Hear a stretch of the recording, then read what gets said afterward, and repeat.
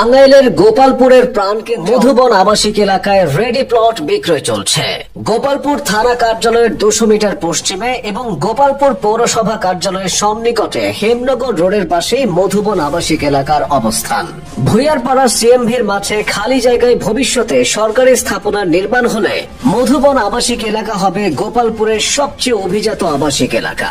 শতভাগ নিষ্কণ্টক জমি, এককালীন মূল্য পরিশোধে তাৎক্ষণিক রেজিস্ট্রি সাপেক্ষে প্লট হস্তান্তরের সুযোগ, এখনই বাড়ি করার উপযোগী, রয়েছে বিদ্যুৎ সহ অন্যান্য সুযোগ সুবিধা। প্রকল্পটি 4টি ব্লকে বিভক্ত। প্লটের সাইজ 3.5 থেকে 5.5 শতাংশ। আবাসিক এলাকার চারপাশে রয়েছে উঁচু নিরাপত্তা দেয়াল। নিরিবিলি পরিবেশে হেমনগর রোডের পাশেই প্রকল্পের ভেতরে রয়েছে 12 ফুটের নিজস্ব রাস্তা। সপরিবারে প্লট ভিজিট করে আপনার সন্তানের ভবিষ্যতের জন্য ভেবেচিন্তে জীবনের সেরা সিদ্ধান্তটি নিন। যোগাযোগ করুন মোহাম্মদ বাহাজউদ্দিন মিয়া, মোবাইল 01715771354। মধুবন আবাসিক এলাকা হিসাবে নামকরণ করা হয়েছে। এই আবাসিক এলাকায় বর্তমানে প্রায় 26টার মতো প্লট আছে।